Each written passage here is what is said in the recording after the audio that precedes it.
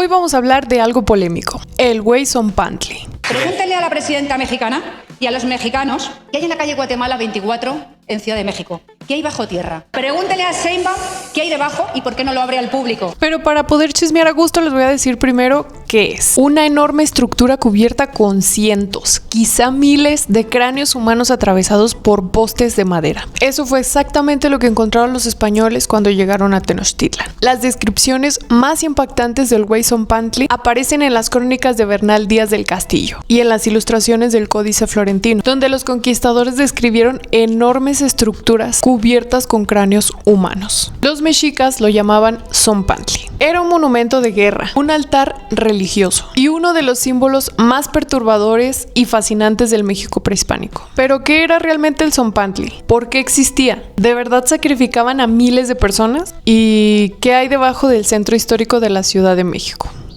Hoy vamos a entrar a uno de los temas más oscuros de la historia mesoamericana. Pero vámonos por partes.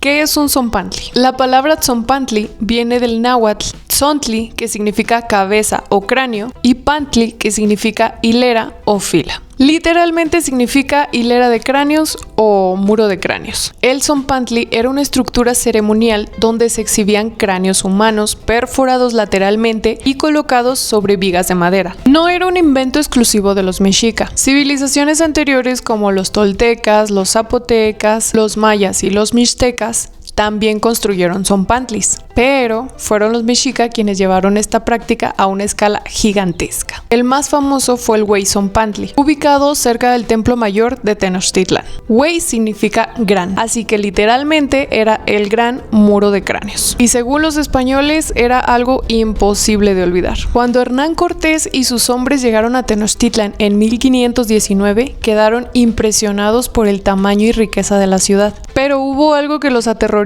más que cualquier ejército: los templos llenos de sangre y los Zonpantlis.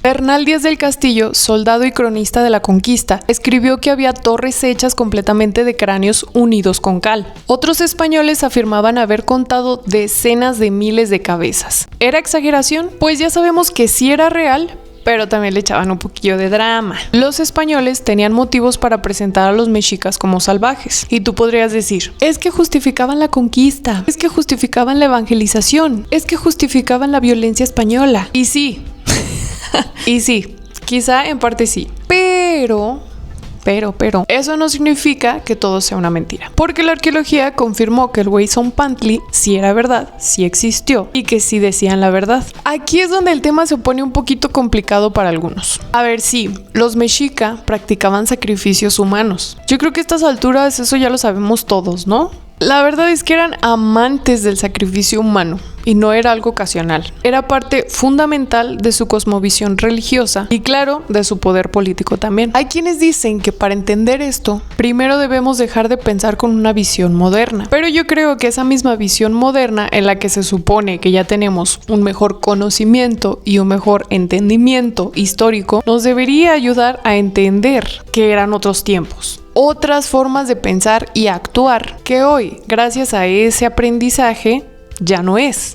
Pero bueno, los mexicas creían que el universo sobrevivía gracias al sacrificio. Los dioses habían derramado su propia sangre para crear al mundo. Por eso los humanos deberían devolver esa energía. La sangre alimentaba al cosmos, el corazón alimentaba al sol, y sin sacrificios el universo podría desaparecer. ¿Y quiénes eran sacrificados aquí? Pues se creía que muchos sacrificados eran prisioneros de guerra, pero ahorita les voy a contar algo interesante. Por eso las guerras mexicas no siempre buscaban conquistar territorios. A veces buscaban capturar enemigos vivos, especialmente durante las llamadas guerras floridas. Después del sacrificio, algunos de los cráneos terminaban en el Zonpantli, como ofrenda ritual y como demostración de poder. ¿Era religión? Sí, pero también era propaganda política. Y el mensaje era claro: el imperio mexica domina la vida y la muerte. O quizá más bien funcionaba como un mensaje de esto es lo que te va a pasar si no nos haces caso. Y bueno, Mesoamérica no era el único que utilizaba los cráneos de esta manera. En algunas culturas de Oceanía y Melanesia se colgaban cráneos ancestrales. Por ejemplo, entre los celtas se exhibían las cabezas de los enemigos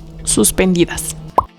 En sitios neolíticos de Asia y Europa hay cráneos perforados para suspensión ritual. Y algunas culturas andinas también modificaban y colgaban cráneos trofeo, así se les llama en arqueología. Y la perforación muchas veces era por aquí, por el parietal, por el foramen magnum o por la bóveda craneal, el coco pues. En el Tzompantli mexica clásico normalmente el cráneo se atravesaba horizontalmente por los lados, o sea de aquí para acá o viceversa pues.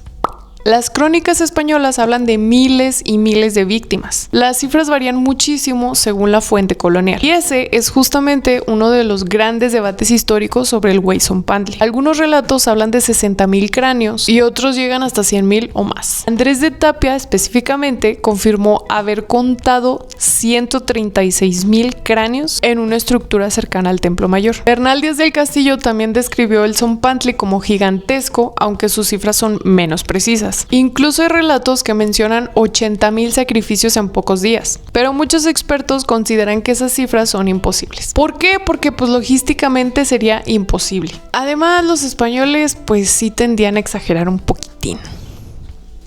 Sin embargo, la evidencia arqueológica sí demuestra sacrificios masivos. Y el descubrimiento realizado en el centro histórico de la Ciudad de México sorprendió incluso a los investigadores. En 2015, arqueólogos de Lina hicieron un descubrimiento impactante cerca del Templo Mayor. Encontraron restos del Güey Tzompantli y también una torre construida con cráneos humanos unidos con argamasa. Hasta ahora se han analizado y confirmado cerca de 650 cráneos provenientes del Güey Tzompantli y de la torre de cráneos. Pero aunque se cree que más de 100,000 cráneos es una cifra exagerada, sí que es verdad que pudieron haber sido algunos miles.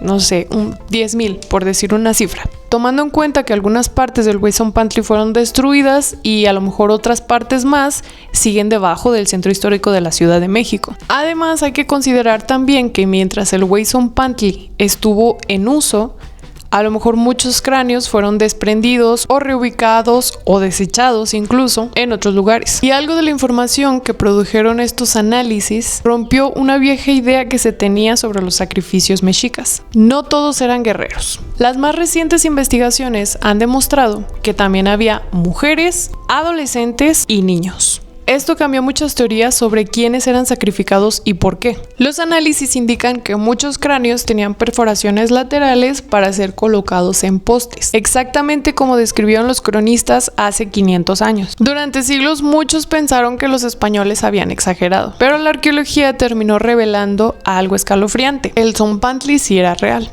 Y aunque se dice que para los mexicas la muerte no tenía el mismo significado que en el pensamiento europeo cristiano y que morir sacrificado podía ser considerado un honor, sobre todo si eras ofrecido a los dioses, cosa que bueno, hasta cierto punto sí es real. También se sabe que los grupos dominados por los mexica ya estaban hasta la madre, ya estaban hartos de sus sacrificios y de cómo estaban haciendo las cosas, y esto se ve en las alianzas que hicieron estos grupos con los españoles para derrocar a los mexica. Así que no creo que absolutamente todos estuvieran de acuerdo o satisfechos con la idea de ser sacrificados, la verdad. El Tzompantli sí que tenía un impacto visual, y es que a lo mejor ese también era uno de sus principales objetivos: provocar miedo, terror. Y sí, el Tzompantli representaba creencias, religión, astronomía, simbolismo cósmico, todo eso y lo que tú quieras, pero principalmente representaba poder, guerra y política. Y bueno, lamentablemente la imagen de los mexica hoy está atrapada en dos extremos. O eran unos monstruos sanguinarios o fueron víctimas totalmente idealizadas.